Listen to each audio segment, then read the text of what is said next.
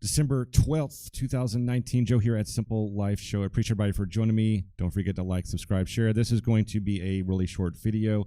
I found this article from Red State here recently today, just posted this, and it was entitled the CNN's Data Bash Bust Jerry Nadler for Hypocrisy for his past statements on partisan impeachment.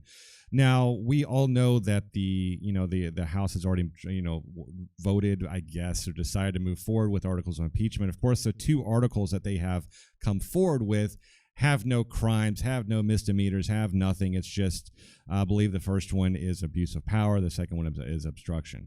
None of which is a crime. It's really ambiguous on how they define as an abuse of power.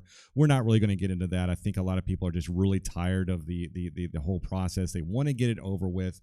Half the Republicans are saying they really wanted to want to move forward with a long, drawn-out Senate process, and some are saying, specifically, Lindsey Graham from South Carolina recently said that he wanted to just get it over with. I think he's been pretty clear on that, and most people are just really tired of this whole process. In fact, it is turning a lot of Democrats away from the entire process because they can't focus on their favorite lame duck candidates that they want to talk about so much. I believe personally that the person that will be actually coming forward into the forefront will either be Bernie Sanders or, as a dark horse, Hillary Clinton. That's just a nightmare scenario. I don't believe that's really going to happen.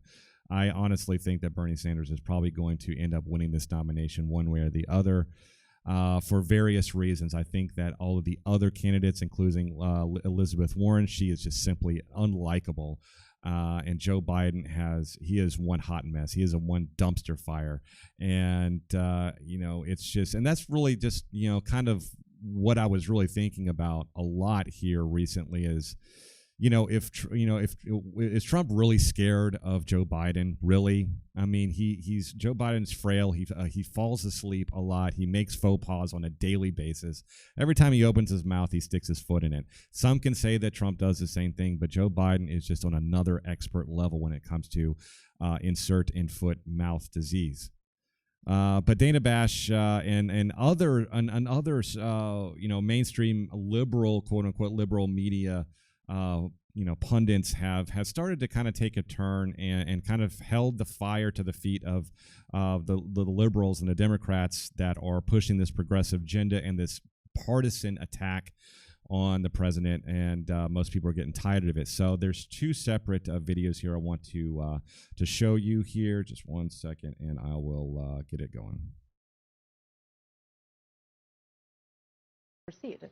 The Republican argument all along has been this is an effort to delegitimize this president, that Democrats wanted him impeached from day one, and that was all distilled into a question by James Rosen, now with Sinclair, formerly with Fox, somebody I covered the White House with, very good reporter, who on the speaker's way out of her press conference asked whether the speaker hated the president. Watch this moment.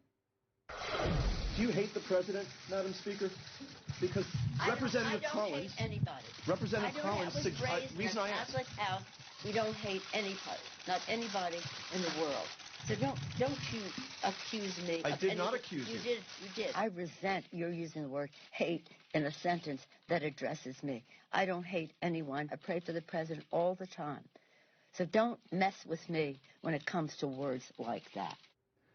Julie, we can deconstruct. We could talk about James and talk about the provocative nature of that question, but that was a moment that really got at something here, which is we know impeachment's a political process.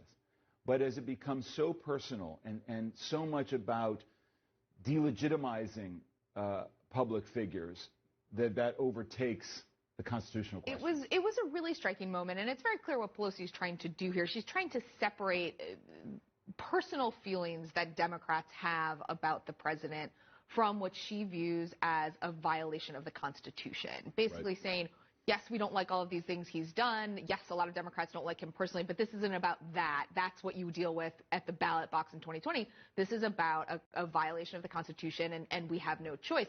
I do think one of the problems for Democrats is So the actual video that I want to watch was when Dana Bash actually kind of holds Jerry Nadler's feet to the fire. I want you and our viewers to listen to something that you said during the impeachment of Bill Clinton in 1998. There must never be a narrowly voted impeachment or an impeachment substantially supported by one of our major political parties and largely opposed by the other. Such an impeachment would lack legitimacy, would produce divisiveness and bitterness in our politics for years to come. So right now, you are moving forward with impeachment proceedings against a Republican president without support from even one congressional Republican. Is it fair to say that this impeachment, in your words from back then, will produce divisiveness and bitterness in our politics for years to come? Okay, so it doesn't actually give his response here, so I'll read it down here. He says that, or Dana Bash says, is it fair to say that this impeachment, in your words from back then, will produce divisiveness and bitterness in our politics for years to come? He says no, claiming that Trump was one who was responsible for the bitterness and divisiveness into our politics. So are you willing to impeach the president with no Republican votes? Correct. Bash pressed, we are going to impeach the president. If we are going to impeach the president, we will impeach him on adequate and urgent grounds to defend our democratic republic. Someone needs to tell him we are not living under a democratic republic. We are living under a constitutional republic. Jerry Nadler should know this, but I don't think that the Constitution really matters right now. And he goes further by saying, if there's no Republican votes, so be it. Bash asked, it's up to them to decide whether they want to be patriots or partisans. I believe that this whole thing is a definition of partisanship because they are not even able to garner the entire support of their own Democratic Party. I believe that 2 or 3 are probably going to be voting no to at least one of these impeachment articles. And of course, none of the Republicans are, and it will die in the Senate. Meanwhile, we are spending all this time and all this effort, talking about this, and most people who have a rational brain are feeling like they're kind of going crazy. It's talking about the same thing, talking about this nothing burger that keeps going on and on. And as I've expressed in other videos, they are once this doesn't go through and Trump does end up winning the next election, which is more than likely going to happen, I believe that the world of Al Green will come to fruition, where they will do even more impeachments over and over and over again, ad nauseum, until pretty much everyone's had enough. And maybe they're going to do that just to irritate Trump into resigning, I guess. I don't know really what they're thinking, other than just simply wasting everyone's time and all the taxpayers' money on this. Most want to see things get passed in Congress. And this is why most people just simply don't trust Congress in general.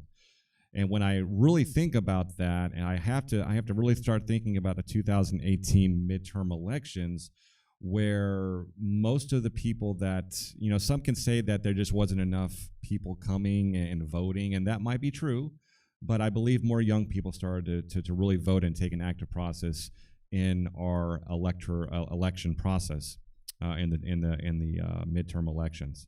So we really need to really consider that as far as the education of the young people, because a lot of them are becoming of the age where they can vote. They're a lot more, politically active. They're talking about this a lot more. They're more resisting to the Trump administration, and they'll do just about anything to stop that, including continuing to go out there into the midterm elections.